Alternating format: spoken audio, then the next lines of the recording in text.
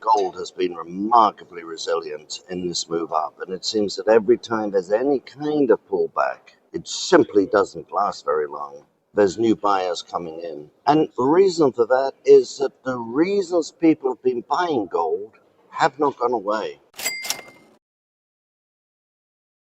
Welcome to In It to Win It. This is Steve Barton, and thank you for tuning in. We are here at the 2025 Rule Symposium in Boca Raton with one and only Adrian Day of Adrian Day Asset Management. Adrian, thank you for coming back on Well, the show. good to see you, Steve. You too. You Thanks for too.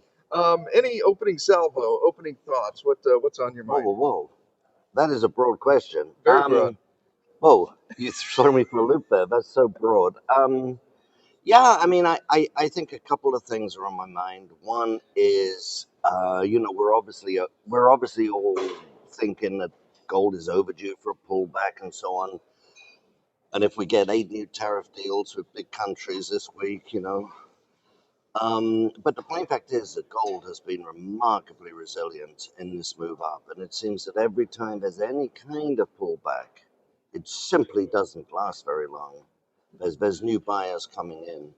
And, the reason for that is, apart from the fact that Trump changes his mind every day, the reason for that is that the reasons people have been buying gold have not gone away. Central banks who want to diversify away from the dollar in the face of a dollar weaponization, I think it's fair to say, without making a political point, that hasn't actually receded this year. Yeah. So, and you could go through the other main drivers. The fiscal situation is getting worse, not just in the US, but globally. So the reasons people have been buying gold simply haven't gone away. So, I think we'll continue to see any pullback will be very, very short and shallow. Okay. Okay. So you continue to like gold. You see it as being continually resilient.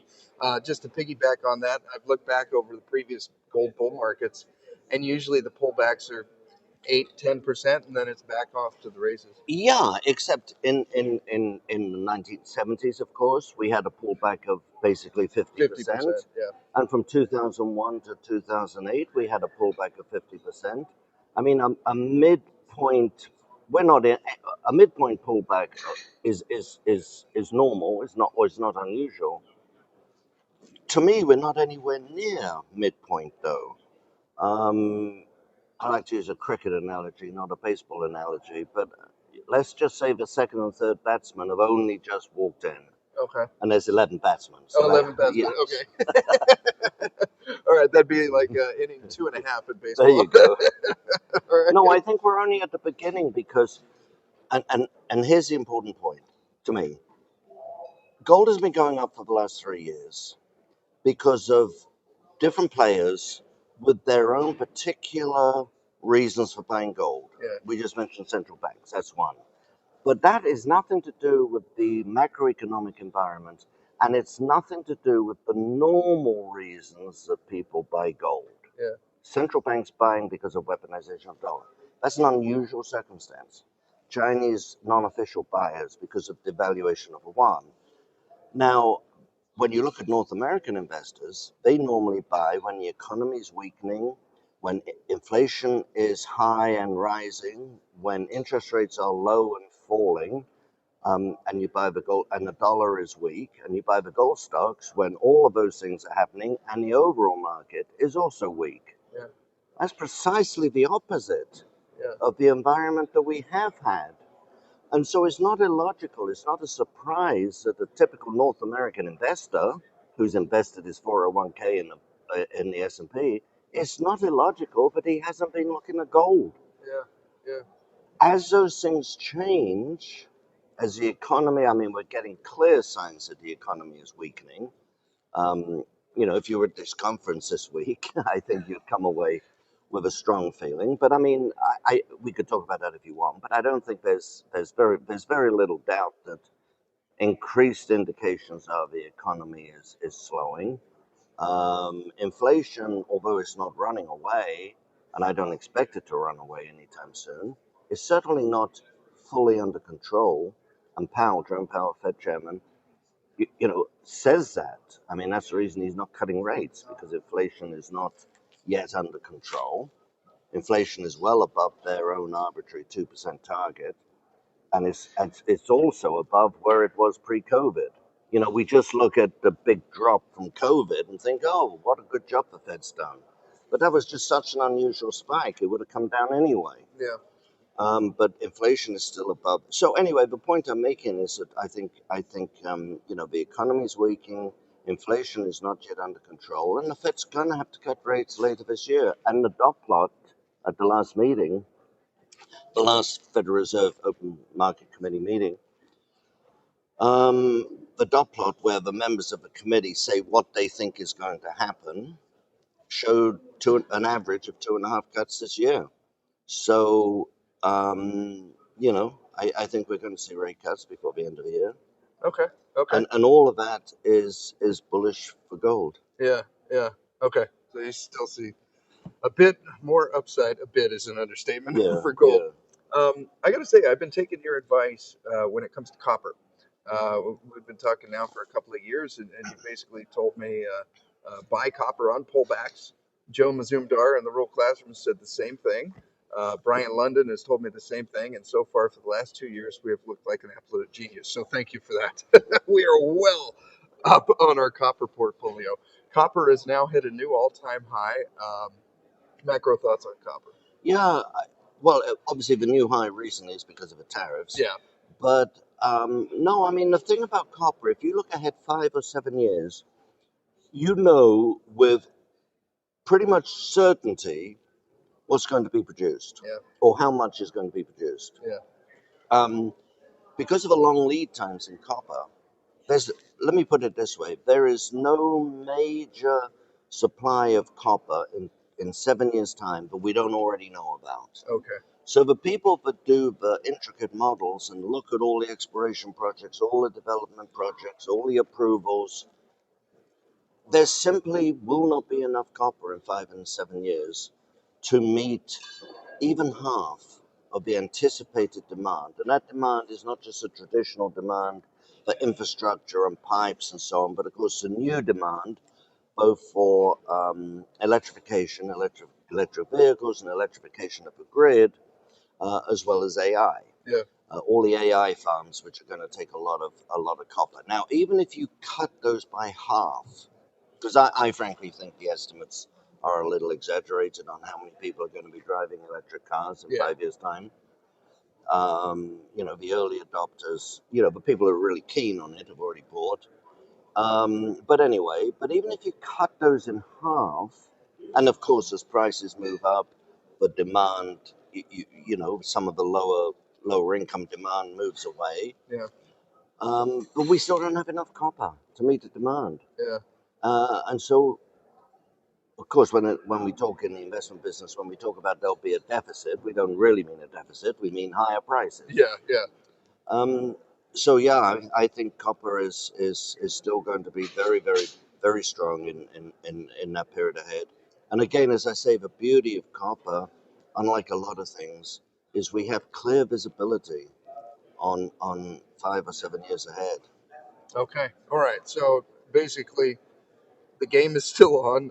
5 to 7 years ahead. We have a very predictable, and you can calculate what the supply is going to be coming, Yeah, and forecasted demand far exceeds that. So yeah. we got nothing but higher prices ahead. I yeah. Yeah. Okay. I mean, the tariffs might see a pullback. Yeah. Who knows what's going to happen tonight or Yeah. what's happening now. Yeah. But Yeah. yeah. But the fundamental supply demand means higher prices. Okay. What's your favorite copper play? Of we got 60 something companies here. Well, that's unfair. Okay. So, if I'm looking for copper, I start at the top. So I start with things like Freeport Copper. Yeah. Um, Great company. It's got operations around the world. It's got a lot of operations in the US. So, it can benefit or not be hurt by the tariffs, but it also has a lot of copper projects around the world. It's the second largest copper company in the world. It's the largest publicly traded Yeah. copper company in the world. If we're looking more, for juniors or exploration or something with a My favorite, I'm looking around the room now just in case your audience is wondering what I'm doing. My favorite, I think, my favorite would be Lara Exploration. Okay. And that's a company I really like. In fact, our clients own 19% of the company. I should disclose that. I mean, that's a company I like and I would recommend. But their biggest asset is, in fact, a copper project called Planalto in Brazil. And they've done a resource estimate. Now they're working on a PEA, and the project is going to be sold. They're not looking to build it. It's in an area of higher state, which is very, or yes, state. They call them states in Brazil, which is very very pro mining. There's no indigenous people. There's no villages. There's no churches to move. It's an agricultural area, a little flat land, great infrastructure. So it's going to be pretty. In fact, they estimate what they're estimating as the capex is remarkably low. Yeah, and I think they're going to look to sell that project at some point. Now, that could be next week, or it could be a year or 2 years from now. You know how these things go. Yeah. But yeah, I would look at that as a great copper project. That's Lara, LRA. Um, I can't. I'm looking around. I can't see. Anyway, is that good enough? Yeah, yeah, yeah, yeah. Okay. That was great. So it's a big one and a small one. Yeah, big one and a small one. Okay, Okay. Freeport and Lara. All right, I like it. Okay, macro thoughts on silver. We just hit, as of this recording, July 11th. We hit silver's up at $38, which we haven't seen in, I don't know, 13 or 14 years or something. What do you see with silver? Yeah, but we all know about silver. It tends to have these spikes. It tends to move more dramatically over a shorter period of time than does gold. Yeah. Both on the upside and the downside, incidentally. Because A, it's a smaller market, but also because of some of the characteristics of the market. If you look at the supply of silver, something like 78% of silver supply is byproduct. Yeah. It's a byproduct of other mines. Most of those mines are not gold mines, they're not a precious metal, but some comes from copper, but a lot of them zinc mines, lead mines, tin mines. Well, if you're a Bolivian, or let's say you're a Peruvian zinc producer, and 8% of your revenue comes from silver, if the silver price goes up 50%, right, you don't build another zinc mine Yeah. because the silver price has moved up. And so the point of what I'm getting at, the point of that is that silver supply is not responsive to changes in the price of silver. Yeah. That's really important. And that's unlike, say, gold. Now, of course, gold doesn't immediately respond, but over a certain period of time, gold will respond as you get companies doing expansion and you get more new projects come on and so on in response to a higher price. There are very, very few pure silver mines in the world, either in production or even in development. And so that's an important point. And the other important point, of course, is that we don't have large above ground stockpiles of silver. Yeah.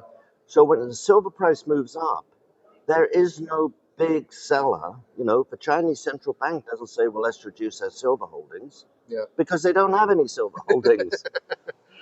and so when silver starts to move for whatever reason, there tends to be very little resistance to it because of those factors.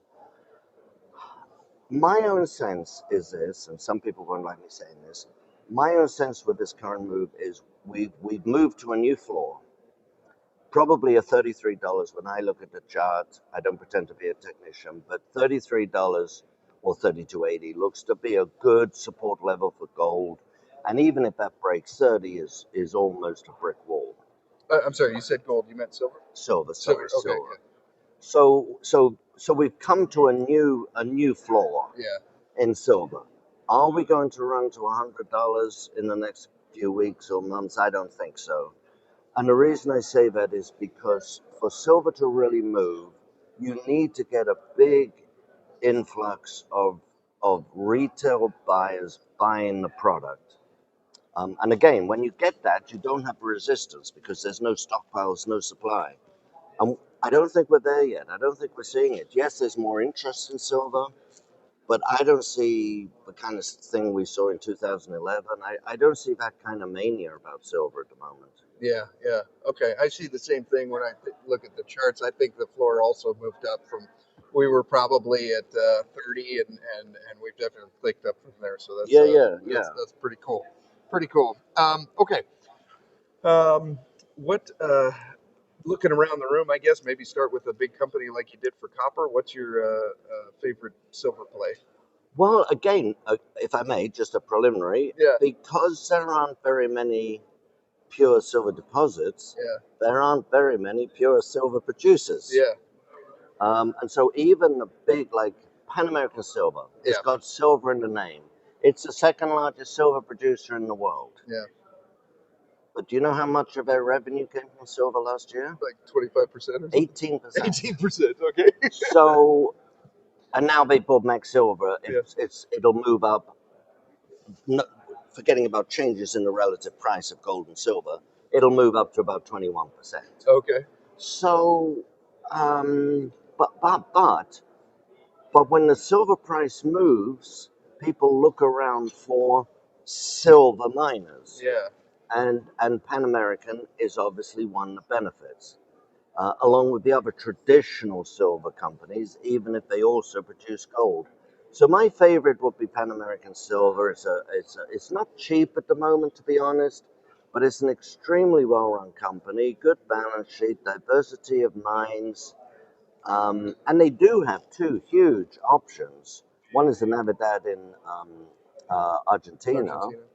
which the province, the Djibouti province, put a hold on a ban on mining, but you know, under the current administration, it's changing, so they may be able to do an underground mine there. And the other one, of course, is the Escobal in Guatemala, Yeah. which is a pure silver mine. It'll be the fourth largest silver mine in the world, which Pan American acquired from Tahoe Hmm. when Tahoe, how should we put this nicely, messed up their community relations. Yeah. Well, they didn't have community relations, That so was the problem. that's a way to mess them up. And so Escobar was, there was a hold on Escobar because of the poor relations and a lot of antagonism among the local people. And Pan American bought Tahoe for that mine. Yeah. And their attitude from the day they bought it, which is now going on 10 years, I think, isn't it?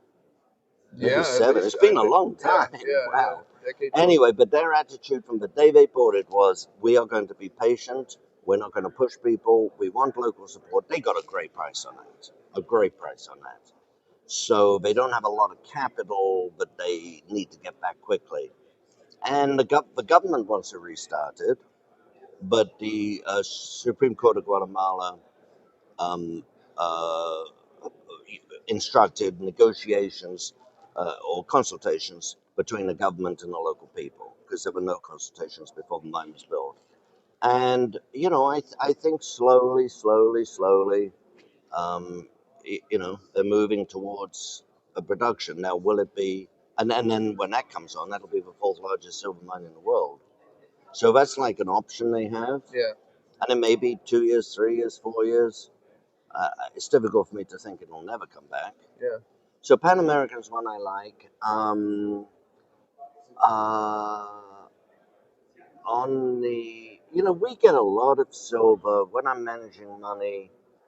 We will often get a lot of silver from just like Pan American, but we'll get silver from companies, other companies that have exposure to silver but aren't really thought of as silver companies, like Wheaton Precious Metals, for example, the Yeah. huge royalty streaming company that has the largest exposure to silver of any of the streaming companies. So if you like silver, if you really like silver, you can build a gold portfolio with silver heavy companies. I'm not sure I know. I'm looking around. I'm not sure I know Do a you real follow small. Aya? You know, it's a great company. I don't own it. I shouldn't talk about it because Okay. I'm not intimately on top of it. Very good company, good management. Yeah, I met the guy 3 years ago. Should have bought it, but Okay. Okay. yeah, Because they have a pure play silver yeah, mine yeah. in Morocco. I was just concerned with, to be honest, I was just concerned that they were in one country, Morocco. Yeah. And, you know, we can talk all we like about Morocco being solid and safe and blah, blah, blah. But I just don't like to see all of the assets in one country Yeah. other than Canada or US or Yeah. Australia. Yeah. Okay. Okay. All right. Any closing thoughts? Anything I should have asked that I didn't? No, nothing you should have asked Okay. because you're such a good interviewer. Thank you. Well, I mean, I'll close on this perhaps. We talked about gold a lot, Yeah. but I think it's important for people to realize, appreciate. But even over gold stocks, if you look at the GDX or the XAU, even though the gold stocks are up, what, 55% in the last 12 months, they are still remarkably undervalued. And you know, Oscar Wilde said, there are people who know the price of everything and the value of nothing. The price has gone up a lot, yes, but that doesn't mean that you've missed the bull market at all because the valuation metrics are really low. Let me just give you an example. When the price of gold moves up, the NAV of a company moves up, Yeah. right? It's not static. When the margins expand, when the price of gold goes up much more rapidly than the cost of mining, and the margins expand, and you've got gold at 33, over 3,300, and your all-in sustaining costs is 1,300, is up from 1,200. Big whoop! It's gone from 1,200 to 1,300, but the gold price has gone from 1,800 to 33. You've now got $1,000 margin instead of whatever that was I said before. $100 Yeah, margin. Yeah. and so the cash flow metric, Yeah. the cash flow's gone up, Yeah. so the price to cash flow has gone down. The price to net asset value has gone down, Yeah. even though the stock price has gone up. So you look at a company, let's just say Agnico, it was called the gold standard of mining companies. I think I called it the gold standard of mining companies. But Agnico is the third largest gold mining company. Well, the gold standard. You look at them, and normally when you see the gold price move up, you see multiple expansion, right? Everybody moves in, and the stocks get more expensive. Yeah.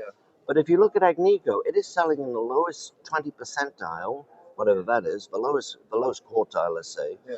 of its price to cash flow metric in its entire history. Oh wow. So if you look at a graph of the price to cash flow, you see it's right at the bottom. And you could look at Barrick. Barrick's price to NAV is actually in the lowest decile of its 45-year history.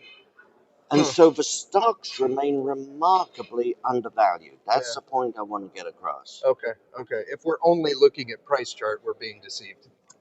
Good way of putting it. Yeah. Why aren't you sitting here? Yeah. Adrian, always a pleasure. Thank you very much. Okay, thanks, Steve. If viewers want to get a hold of you and follow your work, how can they do so? Yeah, the website is adrianday.com. Okay, all right. And I got to say, I love working with you in the Rule Classroom Plus. Yes. I'm honored to be a part of it. No, well, thank you. And it's great, isn't it? It is. It is. We'll put a link down. Actually, we'll put a link right up here if you want to join us in the Rule Classroom Plus. We'd love to have you. Adrian puts on a presentation once a month, and it is well worth watching. So thank you for tuning in. Go to stevebartonmoney.com for more, and have a wonderful day.